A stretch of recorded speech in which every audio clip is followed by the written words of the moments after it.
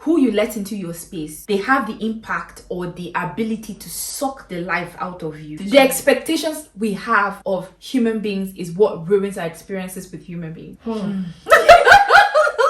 Hey guys, welcome back to my channel. My name is Obsy, and today we're going to be talking about living intentionally. I have a very special guest here with me, Lucy. I'm sure you guys already know Lucy. I'm pretty much sure you guys are very familiar. Let me introduce myself. I don't know what she's trying to say. My name is Lucy. Okay, go ahead. Lucy Benson. I have a channel here on YouTube. It's called Lucy Benson. Yeah.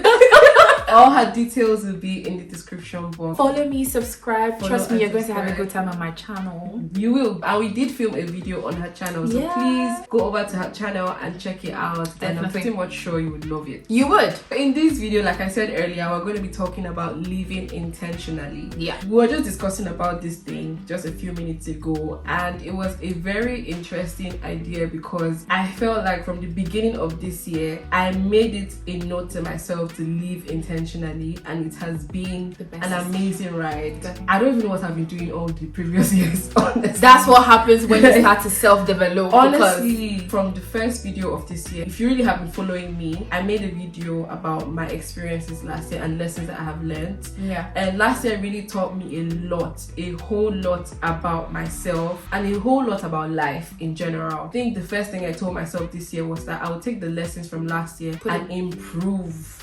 Necessary. I made sure I wrote down everything I wanted to achieve this year. It's not like I wanted to achieve 10 billion things. Like I really was very intentional about the things I wanted to achieve this year, and it wasn't going to be easy. That's why I decided on having this topic, and I'm so glad that Lucy is here to talk about this with me. Tell me, what do you think about living intentional? Like, what's your idea on intentional living? How I would define intentional living is living according to your values and beliefs.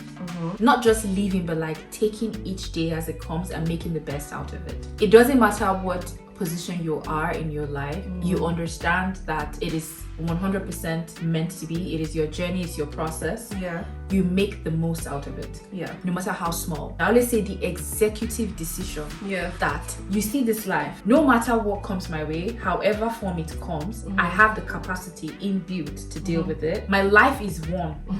Tomorrow, God forbid that I sleep and I don't wake up. I want a story that... How can you give an account? Give an account, but I also want to be able to write a story that wherever I am after, say, oh, I was 100% fulfilled, or I lived a life that I was happy with. Yeah. And I lived a life as my true self, intentionally, with the beliefs and values that I definitely stand by. Yeah. That's intentional living. So I feel like for me, how I have completely transformed my life the past years when it comes to like understanding myself, because intentional living starts with self-awareness. Yeah. Understanding who you are, what you want, your needs, your wants, your boundaries, all of it, especially boundaries, because that helps you surround yourself with people that aid your growth, helps and holds your hand through the process of growing and everything. So intentional living becomes smooth when you also have the right people around you that understand your journey and your path. Intentional living is no matter what might be difficult, small, big, you make it what you want it to be. Your life, your rules. Your life, your rules. Every second, every minute, every hour of your day, not necessarily accounted for in the sense that, okay, you know what you did, which you should know what you did, but did you like what you did? Even if you didn't like what you did, or even if it was a rigorous activity, it was hard, it was chore, it was something that would normally give you a headache, did you make it nice? Is what I would say intentional living is. So intentional living is very self-explanatory. It's basically living your life on purpose. It's doing things with your chest. Yes, your full chest. Without using intentional as the word. Yeah. You know you're doing something, you agree to do it, you want to do it, and you did it. Like you said, self-awareness is very important. Like that's always the first step. That's the very first step. So when you're self-aware, you are able to evaluate yourself and know the things that you need to change. Definitely. And know the areas that you need to improve on. You know when you used to say like what is the New Year resolutions? Yeah. I never really used to have one because I always believed in you don't need to have a New Year resolution, just go with the flow. Go with the flow. What happens happens. What happens happens. And I realized that yes, in the process of going with the flow, I was just doing things as they come, which can be good and bad because it felt like I didn't really have a goal. It's always good to have some type of structure structure in your life. And I feel like resolutions are not they are not like a do or die affair. No. It's just, okay, it's a new slate, it's a new book. What do you want to write? Right, yeah. And in what order do you want? It doesn't necessarily mean that at the end of the year, all will be ticked green. No. It doesn't mean that. It just means you have a goal, you set goals. And me, I always preach, goals are not necessarily big goals. No. They are small goals, they are in between goals, and they are exactly the tiniest, they are the tiniest goals as well. So some sort of structure is what I call resolution. Yeah. So when I was not having those structures, I was just living, and then at the end of the year, I can't even account and say, okay, this is something that I wanted to achieve, and I achieved it. Because I used to see people happy that, oh, this year I did this, year I did, and I'm just like, well, yeah, I'm happy, but well, I don't know what I really wanted to do. So when you actually have that structure, like, you have a long-term goal, you know that you want to be rich by so and so age. Okay, so how do you intend to be rich? Get there? How do you intend to get there? What are the steps that you need to do now to be able to get what are the smaller goals that you have to set that will prepare you for that big goal? So what are your small goals, your short-term goals? Sometimes you might feel you're not even intentional, in the sense that, like, it just happens. I don't know how to explain it. You're not doing it on purpose, but the opportunity presents itself. Okay. So I knew what I wanted, but when it was going to happen and how it was going to happen, I do not know. For me, like, that intentional living is basically doing the things that you set for yourself, trying to achieve the goals that you set for yourself, and taking the steps to achieve them. Not just trying, but be disciplined enough to do that. Yeah, be disciplined enough to achieve them. If I'm gonna ask, right, what would be your first step to living a life, an intentional life? My first step is basically visualizing what I want for my life. Yeah. So self-reflection, self-awareness, and self-reflection. I'm visualizing what I want, because if I don't visualize, if I'm not able to see, you're not able to piece things together. Yeah, you can't. There's no way I'll be able to toe the path. Yeah. So the first step is actually visualizing, like, what do you want for yourself? What kind of life do you want to live for yourself? Penning it down would be good as well. Yeah, pen it down. Because you have to write it down. Thinking about it is one thing. Yeah. But then actually structuring it down, like actually fleshing out a plan, is what brings it to life. What I did was record a video of myself. Actually, I do that as well, because there are different forms of journaling. I'm not necessarily the type that writes a lot. I do write, but I do digital journaling a lot. There are apps for that, but our iPhones have the recording thing. Yeah. So we just record the audio and I'll just label it. And you'll be so surprised the amount of things that you achieve in the long run. And then when you come back to play that video or even read your journal, you'll just be like, okay, I've gone a long way. I did this. And it's very self-rewarding, knowing that you took the steps to do all of these things and you actually worked. Did it. The second thing that I'll add to that would be being intentional about the people you give your time to, the people you let in your life, the people that has access to you. I always have said this in a lot of my videos on my channel, and I've always said this to a lot of people around me. People underestimate the power of people in your life. Yeah. People underestimate, like, the impact that other people have on you. People can either make or break you, and that's something that a lot of people fail to realize, that who you let into your space, who you give the access to tap into your energy and your vibe at every point in your life, they have the impact or the ability to suck the life out of you, or replenish you, or make you fruitful. They have the power to actually help you, like, water your farm or your seed to grow, or they have the ability to suck out the remaining 1% that is there to that. So whoever you have around you when you're working on yourself, especially when you're trying to live an intentional life, matters a lot, because there are a lot of people that don't really get your story, they don't get your journey, they don't get your experience, they don't get your trauma. No matter how much you explain it to them, just because they are not on the same level as you are intellectually or even mentally, your spirit, your vibe, your soul, they will not get it, and that is completely fine. It's just the universe and God telling you that it's time for you to move on from that person to somebody else. So being intentional about the people that are around you. When you get to the point where you have that few people that you think should be in your corner, they still need to be vetted. You still need to set boundaries, because it's very easy for people to actually overstep. It's easy for people to unintentionally offend you or do things that might take you back in your journey. So it's setting it straight that, listen, I'm I'm on this path and I like to do this. In fact, I'm not going to go out every weekend, for instance. I'll only go out like Fridays, or I'll only go out Saturdays. And if they love you, they respect you. You're on a journey, and anyone who supports you as a human being will support most on everything that decisions that you make with yours. So that would be the second thing. The people around you matter when you're trying to improve and grow yourself as a human being. For me, I'm gonna add as a third thing, you need to get rid of procrastination. Ooh, big one. I'm even speaking to myself.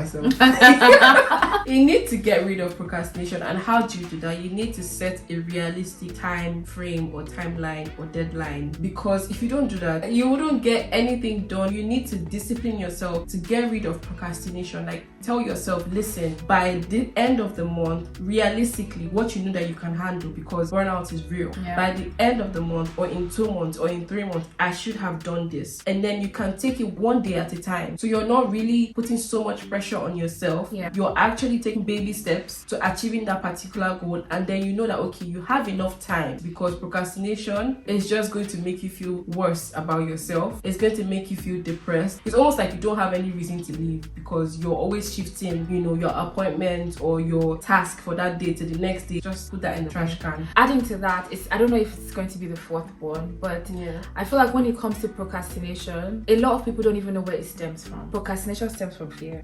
And that's the reason why a lot of people beat themselves up when they procrastinate. And I've been there a lot of times where I would say a lot of bad things to myself just because I wasn't able to complete it. I felt I wasn't even able to begin the task, not even complete it, to begin it. And I would be so mad at myself that the next day I will still not do the task again, because I was so mad at myself. I failed to actually look for the root cause of that. When I finally did, I realized that it was fear. When we procrastinate, it's usually because we have something that we need to achieve and we need to work. So we need to work to achieve that thing. But the fear isn't working on the thing, is achieving the thing itself. So the end goal is what we're scared of. So beginning the process to actually work towards that end goal is the reason why we do not even work at all. Not being scared of the end goal will help you get up and do things. Also, when we talk about fear and being scared of the end goal, there's also this part of not fearing the outcome, in the sense that if it doesn't go your way, you should be okay with failing. Seeing failure as an opportunity to grow will help you faster and quicker to achieve your goal than actually sitting down and just looking at weighing the options. So look at every situation as it's okay. It's a learning curve. It's okay if it doesn't go as planned. It's okay if I fail at it. You know what I'll do when I'll fail? I'll stand up and I'll do it again. So procrastination is something that we also fear a lot, because it's like, if I procrastinate, I'm most likely to be a failure. That's what makes you not even start in the first. In fact, that's what makes you procrastinate. Because you're just like, it's the same thing with being unmotivated or being unproductive, because you're scared of that phase in your life, which is a natural thing, which is something I wanted to say. Procrastinating, being unproductive, being unmotivated, just lazing about is a natural thing. The fear of it is what makes it bad. So it's not bad to procrastinate. It's just, if it happens in your life, how do you handle it? How are you able to hold it and have a grip on it and be like, you know what, I see what's going on right now, I'm procrastinating, and then I need to do something about it. Because some people are like, oh my god, I'm procrastinating, and before you know it, you fear. 4 weeks have gone, 2 months has gone by, you haven't done anything, fear again, and then you fear again because you've wasted 2 months. It's a cycle. It's terrible. So fear is the root cause of majority of the issues that we go through. Even when it comes to relationships, friendships, everything, especially relationships, we're scared that it wouldn't go the way we wanted it. You're scared that it wouldn't go the way you want it to go. You now self-sabotage it from the beginning. You sit back, you use your head, and when you start to destroy this thing by yourself, it's first your thoughts. You think of every bad scenario that can happen. That is you And it speaking hasn't negativity into something that could have been fruitful in your life. And you know what's bad about those thoughts is the fact that when you think about those negative thoughts, it begins to manifest. Yes. You don't realize it as your thoughts manifesting. You think of it as it's actually happening, but it's not really happening. Yeah. And when somebody else is trying to point it out to you that that's not the case, you don't see it because it's your head, it's your thought. If we start talk about fear, we will not live here. That's it. That's a a whole video. thing. It's It's a whole topic of its own. And I wanted to just add that Yeah. don't fear procrastination. Yes, be disciplined enough to, stand up and get things done. But I think the root cause is fear. Yeah. It comes freely to you to do stuff when you're not scared. Like, okay, yeah, I'm going to do it, but I might not complete it today, and I'm not going to do it. But at least you started. Some people actually procrastinate because maybe the task is even huge. Yeah, they're already overwhelmed. They're already overwhelmed before they start. Yeah. They are scared that if they start, they will not finish. Or if they start, they will fail. So at the end, so it's usually the outcome that they're scared of, not necessarily the task.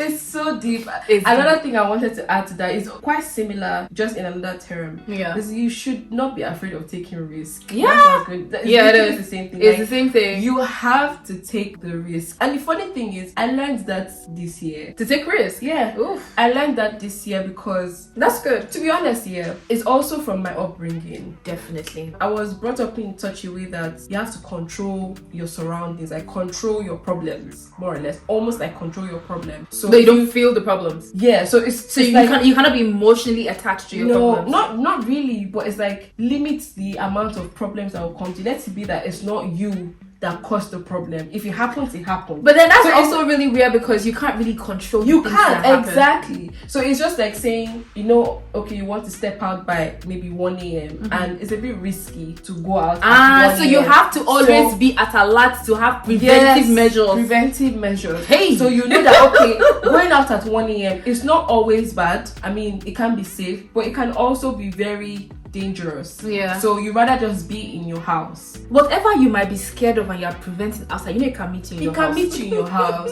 Living in fear. It's fear because life itself Life is a is a risk. Life itself is a risk. But one thing I learned is the more you keep procrastinating, and You're not going to taking get risks, anything done. you will not get anything done, but you will keep beating yourself up because this is something that you really want to do. Yeah. But then because you feel like, it's not going to go well, what if it succeeds? What's the worst that could happen if you take that Yeah. risk? The worst that could happen is it doesn't work out, right? Yeah. And cool. And what I always say is when it comes to emotions and controlling emotions and emotional intelligence as a whole, the best call of action at that moment when you even fail is to feel the negative emotions that comes with that feeling. But feeling doesn't necessarily mean that you have to let it have total control over you. over it, yeah. What you would do is feel it, put a timeline on that feeling. Okay, no problem.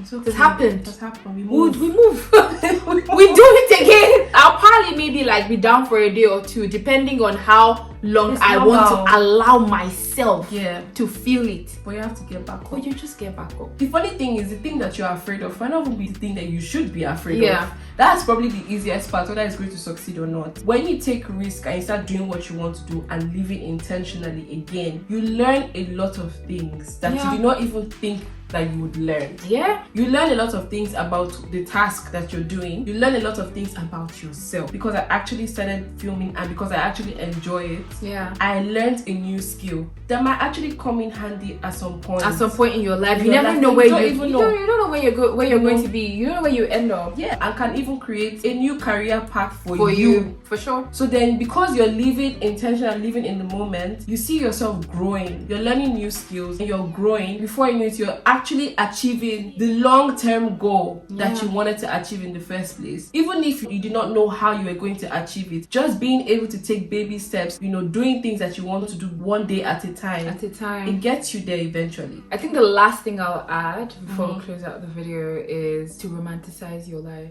Romanticizing your life, I know that a lot of people are going to be like, yeah, that's how do you romanticize your life, right?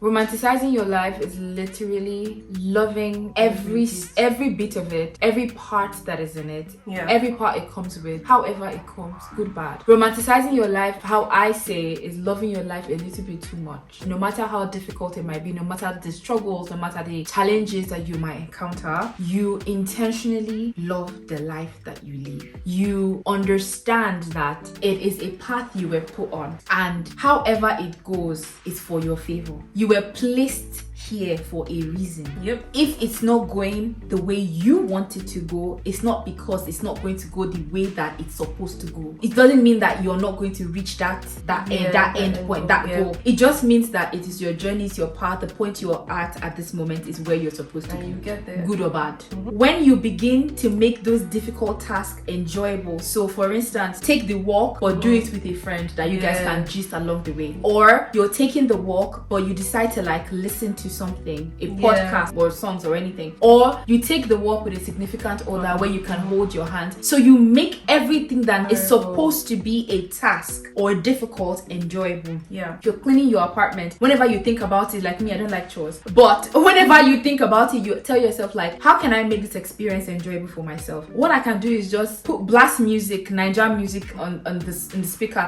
and dance while before you know it, you are done. Yeah. Romanticizing your life is enjoying the little things, no matter how difficult. No matter how Don't follow uncomfortable. social media's definition of romanticizing your life. Romanticizing your life doesn't mean it's not luxury, it's not luxury. gift, it's not traveling. It's whatever point you are at, like in your life right now, you make it the full package. You Enjoy make it every bit of it. They say when life gives you lemons, you make lemonade. If you decide to add orange and pineapple to that, make a cocktail. You make a cocktail, a concoction. If you want to add vodka to it, bro, by all means, whatever you want to do to make your life spicy, do it. Okay? And it doesn't necessarily have anything to do with money, or gifts, or luxury, or shiny things. Trust me, however you have your life, there are people that literally spend time like just making different coffee and tea in their kitchen and they feel good. Whatever makes you feel good. Some people enjoy skincare. Yeah. So they literally spend hours and hours like, doing skincare. Yeah. Some people enjoy makeup, whatever it is. Just make sure that you're enjoying it. You're living for every moment. You're present. I always say be present. Even when you're talking to your friends, keep devices away. Let your attention always be in that moment. Like, talk to the person. Enjoy the moment. You want to be able to look back at last week and pick out highlights from the week, and it does make you feel good. It makes you feel good. It makes you feel fulfilled. Yes, it makes you feel like, especially when you're meeting with people, you can remember conversations, you can remember the time spent with them, you can remember every single moment. It makes you feel like you're surrounded with love. But when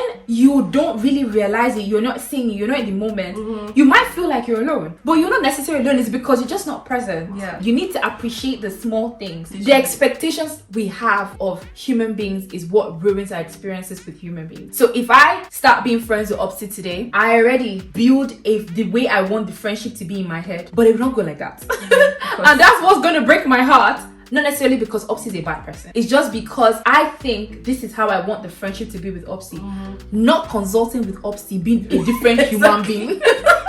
Not consulting with Obsy being a human being that also has expectations of how she wants the friendship to go. Learn to live in the moment. Take things and people as they come. See people as people. When you start seeing people as people, nothing phases you. That way, your life is easier. Your life is smoother. That way you don't have expectations. That way you don't have expectations because people can fail you the same way you're not perfect, the same way they're not perfect. So why do you expect them to get things to a T? And the last thing I'm just going to say here is you need to believe in yourself. Because if you want to live an intentional life, if you want to live a purposeful life, you need to believe in yourself.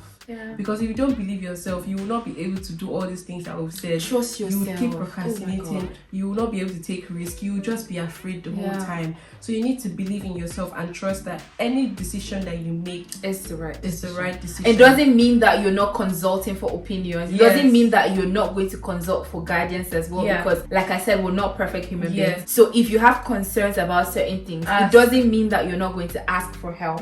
You believing in yourself, you trusting your decision, you trusting your journey, your process, doesn't mean that it doesn't include other people. It does include other people. And doesn't mean that you have to take everything that someone else says. Just take bits and pieces and add it to yours. Make your own sandwich. Make your own concoction from everything. You being someone that is intelligent isn't just with your own thoughts. It's not in your bubble. It's not in your bubble. It's not in your umbrella. You need to go out. You need to step out Yeah. of that and be able to tap into other people's perspective of life, And learn understand it, learn from it, and also take and add it to your own life. Yeah. That's just how it is. I think we've said a lot. Yeah. We've given you guys a lot of pointers. I hope you guys have jotted them down, because me, as I'm like this, I'm going to come back and watch this video. I'm filled with the Holy I'm- Spirit.